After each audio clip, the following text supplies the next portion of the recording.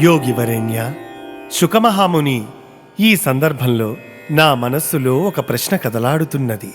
వృత్రుడు పాపాత్ముడు అని తెలియవస్తున్నది. వాడు నిరంతరం రజస్తమో గుణాలు లోపల వెలుపల నింపుకున్న నికృష్టుడు. అట్టివానికి మాధవ పదభక్తి ఎలా కలిగింది? సత్వగుణం నిలువెల్లా నిలుపుకున్న సమబుద్ధులకు కూడా ఇటువంటి విష్ణుభక్తి అలవడదంటారే.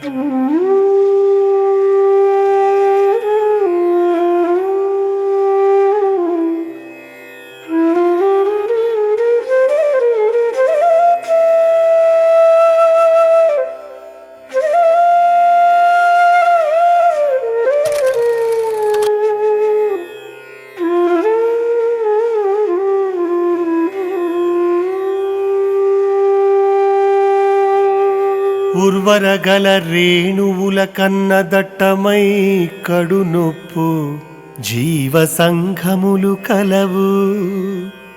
ఆ జీవములలోన నరయ ధర్మాయతమతి వసించిన వారు మనుజజాతి.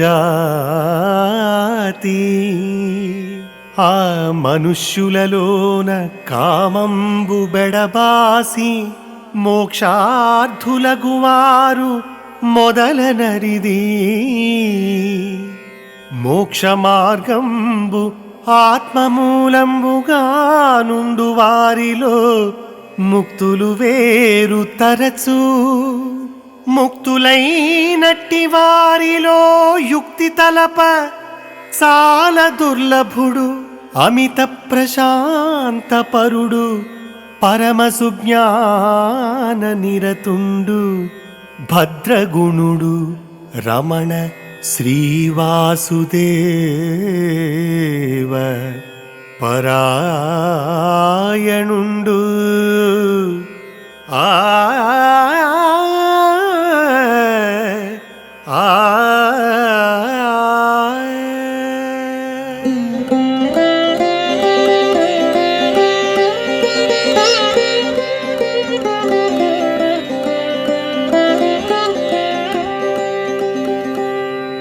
సృష్టిలో నేలమీది దుమ్ము కణాలెన్ని ఉన్నాయో అంత సంఖ్యలో ప్రాణికోటి ఉన్నది.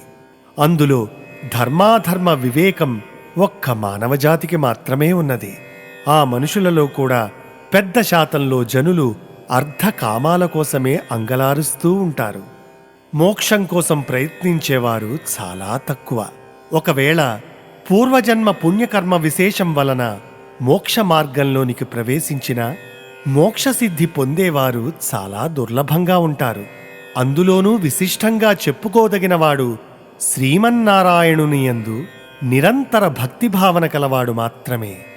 ఇట్టి స్థితిలో అసుర సంపదను అణువణువునా నింపుకున్న వృత్రుడు శ్రీమన్నారాయణ భక్తుడు ఎలా అయినాడు?